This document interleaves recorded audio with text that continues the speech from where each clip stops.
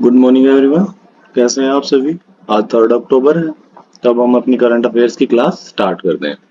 Firstly thought of the day रहेगा, समय के पास इतना समय नहीं है कि वो आपको दोबारा समय दे सके। तो इसलिए जितना भी प्रयास हो सके अपना पूरा प्रयास करें। बार बार आपको लाइफ में मौके नहीं मिलते हैं, तो अपने जो भी आपको मौका मिले उसका सदुपयोग करें। तो अब हम अपनी क्लास स्टार्ट करते हैं। 3 अक्टूबर की कुछ महत्वपूर्ण जो घटनाएं जो हिस्ट्री में पहले हुई हैं वो देख लेते हैं। 3 अक्टूबर को ही जर्मनी का एकीकरण दिवस है दोस्तों। थोड़ा याद रखिएगा, ये इम्पोर्टेंट है। मैं जो जो इम्पोर्टेंट रहेंगे मैं उनको हाईलाइट या मार्कर यूज करूंगा दोस्तों, आप नोट डाउन कीजिएगा। इराक को ब्रिटिश शासनकाल से स्वतंत्रता हासिल हुई थी 1932 में, आज ही के दिन। ये 2 पॉइंट्स इंपॉर्टेंट है दोस्तों, और आप एक बार फिर भी देख लीजिएगा। हम भारत से रिलेटेड 3 अक्टूबर की महत्वपूर्ण घटनाएं देख लेते हैं। तो 1977 में दोस्तों आज ही के दिन पूर्व प्रधानमंत्री श्रीमती इंदिरा गांधी को भ्रष्टाचार के आरोपों में गिरफ्तार किया गया था। 1978 में भारत राज्य कलकत्ता में पहला और दुनिया में दूसरा टेस्ट ट्यूब बेबी का जन्म हुआ था। मतलब भारत का तो ये पहला था, लेकिन वर्ल्ड में ये दूसरा टेस्ट ट्यूब बेबी था दोस्तों। कब हुआ था? 1978 में। 1984 में भारत की सबसे लंबी दूरी की ट्रेन हिमसागर एक्सप्रेस कन्याकुमारी से जम्मू तवी के लिए रवाना की गई। सबसे लंबी दूरी की ट्रेन कौन सी हुई दोस्तों? हिमसागर एक्सप्रेस। कहां से कहां तक? कन्याकुमारी से जम्मू तवी। और 2010 में आज ही के दिन 19वां राष्ट्रमंडल खेल भारत के दिल्ली में शुरू हुआ था। तो 19वें राष्ट्रमंडल खेल कहां पे आयोजित हुए थे? भारत में। और कब? 2010 में। अब हम क्वेश्चंस देख लेते हैं दोस्तों। फर्स्ट क्वेश्चन है हमारे पास, मॉब लिंचिंग पीड़ित प्रतिकर योजना का संबंध किस राज्य से है? मॉब लिंचिंग है दोस्तों, उसका लिए जो योजना बनाई गई है, तो यह बनाई गई है किसके द्वारा? मध्य प्रदेश सरकार के द्वारा दोस्तों। और इस योजना में इसका उद्देश्य क्या है? इसका उद्देश्य मॉब लिंचिंग के शिकार लोगों और उनके परिजनों को मुआवजा देकर उनकी आर्थिक सहायता करना। और यह सहायता राशि कितनी होगी? यह सहायता राशि होगी दोस्तों 10 लाख रुपए। याद रखिएगा, इंपॉर्टेंट है दोस्तों। नेक्स्ट है, चिकित्सा विज्ञान के क्षेत्र में शांति स्वरूप भटनागर पुरस्कार 2022 किसे प्रदान किया जाएगा? तो जो एक तो आपके लिए इंपॉर्टेंट रहेगा, शांति स्वरूप भटनागर पुरस्कार किस क्षेत्र में दिया जाता है? तो शांति स्वरूप भटनागर पुरस्कार किस क्षेत्र में दिया जाता है? यह दिया जाता है चिकित्सा विज्ञान क्षेत्र में। ठीक है दोस्तों, तो यह किसे प्रदान किया जाएगा? यह प्रदान किया जाएगा डॉक्टर दीप्यमान गांगुली। ठीक है दोस्तों, डॉक्टर दीप्यमान गांगुली। यह पुरस्कार विज्ञान और प्रौद्योगिकी के क्षेत्र में प्रदान किए जाते हैं। अगर हम बात करें इसकी शुरुआत की, तो इसकी शुरुआत 1958 में हुई थी। और इसकी धनराशि है जो पुरस्कार स्वरूप दी जाती है, वो है दोस्तों 5 लाख रुपए। नेक्स्ट क्वेश्चन है आपका, प्रतिवर्ष अंतरराष्ट्रीय वृद्धजन दिवस कब मनाया जाता है? तो प्रतिवर्ष अंतरराष्ट्रीय वृद्धजन दिवस दोस्तों 1 अक्टूबर को मनाया जाता है। संयुक्त राष्ट्र महासभा द्वारा स्थापित यह दिवस बुजुर्गों को सम्मानित करने और जश्न मनाने, समाज में उनकी महत्वपूर्ण भूमिका को स्वीकार करने के एक अवसर के रूप में मनाया जाता है। अंतरराष्ट्रीय वृद्धजन दिवस 2023 की थीम क्या है दोस्तों? Fulfilling the promises of the universal declaration of human right for older persons across generations, ये इसका थीम है। सभी क्वेश्चंस के सॉल्यूशंस दोस्तों साथ में दिए गए हैं। आप हमारे टेलीग्राम चैनल पुलिस वाला क्लासेस पे जाके पीडीएफ डाउनलोड कीजिए। सभी क्वेश्चंस का अच्छे से एक्सप्लेन करके दिया गया है, तो वो चीजें सभी आपको हमारे टेलीग्राम चैनल पे अवेलेबल हो जाएंगी। तो नेक्स्ट क्वेश्चन है हमारे पास, हाल ही में संघ लोक सेवा आयोग के सदस्य के रूप में पद और गोपनीयता की शपथ किसने ली है? तो जो डॉक्टर दिनेश दास हैं दोस्तों, उन्होंने हाल ही में संघ लोक सेवा आयोग के सदस्य के रूप में शपथ ली है। डॉक्टर दिनेश दास वानिकी और लोक सेवा में समृद्ध पृष्ठभूमि वाले प्रख्यात विद्वान डॉक्टर दिनेश दास ने इसकी शपथ ली है। किसमें ये प्रख्यात विद्वान है दोस्तों, किसमें? वानिकी और लोक सेवा से संबंधित पृष्ठभूमि से आते हैं ये। डॉक्टर दिनेश ने फरवरी 2016 से जनवरी 2022 तक गुजरात लोक सेवा आयोग के अध्यक्ष के रूप में कार्य किया है। अगर हम बात करें संघ लोक सेवा आयोग के अध्यक्ष की, तो वो है मनोज सोनी। संघ लोक सेवा आयोग की स्थापना 1 अक्टूबर 1926 को हुई थी। अगर हम बात करें इसके मुख्यालय की, तो इसका मुख्यालय धौलपुर हाउस है नई दिल्ली में। तो ये थे दोस्तों कुछ इंपॉर्टेंट संघ लोक सेवा आयोग से रिलेटेड चीजें। नेक्स्ट क्वेश्चन है हमारे पास, हाल ही में गणित के क्षेत्र में उल्लेखनीय योगदान के लिए 2022 शास्त्र रामानुज पुरस्कार के लिए किसे चुना गया है? तो दोस्तों यह चुना गया है रोई किसियांग झांग को। रोई किसियांग झांग राइट आंसर है दोस्तों सेकंड। इसे रामानुज पुरस्कार के लिए इन्हें चुना गया है। अमेरिका की कैलिफोर्निया में सहायक प्रोफेसर गणितज्ञ रोई किसियांग झांग को 2023 रामानुज पुरस्कार के प्राप्तकर्ता के रूप में चुना गया है। तो ये क्या है? अमेरिका की कैलिफोर्निया में सहायक प्रोफेसर है दोस्तों ये। अगर हम बात करें रामानुज पुरस्कार की, तो यह पुरस्कार गणित के क्षेत्र में श्री रोई किसियांग झांग के उल्लेखनीय योगदान को मान्यता देता है। दिसंबर के तीसरे सप्ताह में कुंभकोणम के शास्त्रा विश्वविद्यालय में 20 दिसंबर से 22 दिसंबर के दौरान संख्या सिद्धांत के अंतरराष्ट्रीय सम्मेलन में 10,000 अमेरिकी डॉलर का वार्षिक नगद पुरस्कार दिया जाएगा। अगर हम बात करें शास्त्रा रामानुज पुरस्कार पहला कब दिया गया था, तो यह दिया गया था 20 दिसंबर 2005 को। नेक्स्ट क्वेश्चन है दोस्तों, किस टूरिज्म को हाल ही में शिल्प और खाद्य श्रेणी में सर्वश्रेष्ठ गोल्ड पुरस्कार प्राप्त हुआ है? तो जो केरल के जो रिस्पॉन्सिबल टूरिज्म मिशन है दोस्तों, उसे सर्वश्रेष्ठ गोल्ड पुरस्कार मिला है। किस श्रेणी में? शिल्प और खाद्य श्रेणी में केरल के रिस्पॉन्सिबल टूरिज्म मिशन को। केरल के रिस्पॉन्सिबल टूरिज्म मिशन ने international centre for responsible tourism का स्थानीय सोर्सेज के लिए हाल ही में शिल्प और खाद्य श्रेणी में गोल्ड पुरस्कार अपने नाम किया है।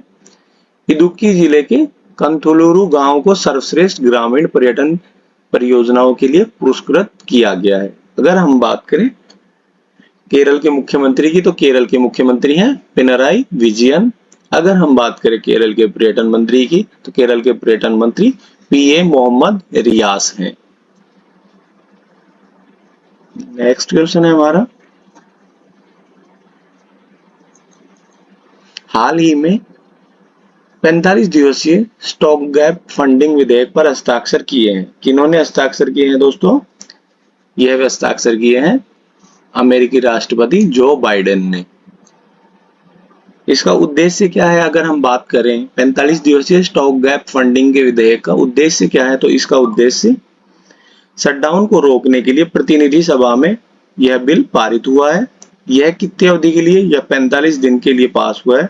अमेरिकी संसद को हम क्या बुलाते हैं? अमेरिकी संसद को कांग्रेस बुलाया के नाम से बुलाया जाता है दोस्तों।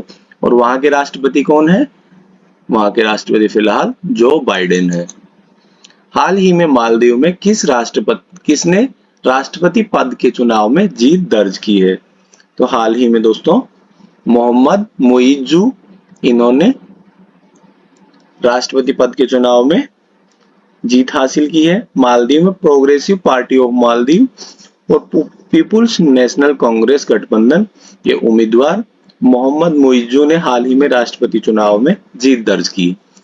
अगर हम बात करें मालदीव की राजधानी की, तो मालदीव की राजधानी माले है। और मुद्रा की बात करें तो मालदीवी रुपया है।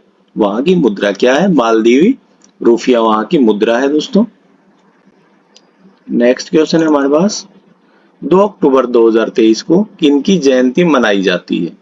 2 अक्टूबर 2023 को दोस्तों महात्मा गांधी और लाल बहादुर शास्त्री दोनों की जयंती मनाई जाती है। तो ऑप्शन 4 करेक्ट रहेगा। लाल बहादुर शास्त्री देश के दूसरे प्रधानमंत्री थे। इनका जन्म 2 अक्टूबर 1904 को हुआ था।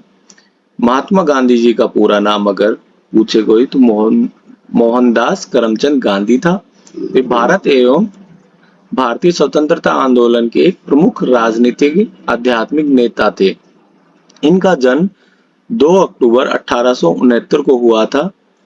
इन्हीं 2 अक्टूबर को मनाए जाने वाले दोस्तों स्वच्छता भारत मिशन 2014 में माननीय प्रधानमंत्री जी के द्वारा लॉन्च किया था।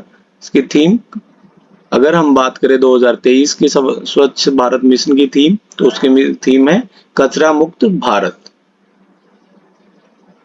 नेक्स्ट क्वेश्चन है दोस्तों, हाल ही में भारत और किस देश ने सामाजिक सुरक्षा समझौते पर हस्ताक्षर किए हैं? तो हाल ही में भारत और अर्जेंटीना ने सामाजिक सुरक्षा समझौते पर हस्ताक्षर किए हैं। अगर हम बात करें इसके उद्देश्य की तो दोनों देशों ने सामाजिक सुरक्षा की दिशा के लिए किए गए लाभों और योगदान के नुकसान के खिलाफ पेशेवर श्रमिकों के अधिकारों की यह रक्षा करेगा। अर्जेंटीना में अगर भारत के राजदूत की बात की जाए तो वो है दिनेश भाटिया। अगर आपसे अर्जेंटीना की राजधानी पूछी जाए तो वो है ब्यूनस आयर्स। अगर हम अर्जेंटीना की मुद्रा की बात करें तो वो है पेसो और अर्जेंटीना के राष्ट्रपति हैं अल्बर्टो फर्नांडीज। नेक्स्ट क्वेश्चन है, किसे बुसान फिल्म फेस्टिवल में स्कूप के लिए नामांकित किया गया है? तो वो है दोस्तों स्कूप है वो है उनमें करिश्मा तन्ना है जो भारतीय अभिनेत्री दोस्तों, उनको नामांकित किया गया है। बुसान फिल्म फेस्टिवल 4 अक्टूबर से 13 अक्टूबर तक आयोजित किया जाएगा। यह इसका 28वां संस्करण है और इसका आयोजन दक्षिण कोरिया में किया जाएगा। Karishma Tanna scoop web series के लिए नामांकित होने वाली पहली अभिनेत्री है। तो इन्हें किसके लिए नामांकित किया है? स्कूप क्या है? एक वेब सीरीज है दोस्तों, उसी के लिए इन्हें नामांकित किया गया है। नेक्स्ट क्वेश्चन है, हाल ही में किस राज्य सरकार ने स्कूलों में त्वरित शिकायतों के समाधान के लिए ऐप लॉन्च किया है? तो दोस्तों वो किया है दिल्ली के द्वारा लॉन्च किया गया है और ये है दिल्ली की शिक्षा मंत्री आतिशी मारलेना। इसका उद्देश्य अगर की बात करें तो स्कूल में कामकाज से संबंधित मुद्दों को उठाने के लिए एक ऑनलाइन मंच प्रदान करेगा। यह शिक्षा निदेशालय ने यह निरीक्षण ऐप लॉन्च किया है और अगर हम बात करें शिक्षा मंत्री की तो वो है आतिशी सिंह। नेक्स्ट क्वेश्चन है, किस देश ने हाल ही में सैफ पुरुष अंडर 19 चैंपियनशिप का खिताब अपने नाम किया है? तो सैफ पुरुष अंडर 19 फुटबॉल का खिताब दोस्तों भारत ने जीता है। भारत ने 8वीं बार इस खिताब को अपने नाम किया है। सैफ की स्थापना की बात करें तो सैफ की स्थापना दोस्तों 1993 में की गई थी। भारत ने इसके फाइनल में पाकिस्तान को 3-0 से हराया था। इसमें कुल टीम 7 रही जिन्होंने इसमें भाग लिया, बांग्लादेश, भूटान, भारत, मालदीव, नेपाल, पाकिस्तान और श्रीलंका। तो नेक्स्ट क्वेश्चन है दोस्तों, एशियाई खेलों में गोला फेंक स्पर्धा में किस भारतीय ने स्वर्ण पदक अपने नाम किया है? तो जो तेजेंद्र पाल सिंह तूर हैं दोस्तों, उन्होंने एशियाई खेलों में गोला फेंक स्पर्धा में स्वर्ण पदक अपने नाम किया है।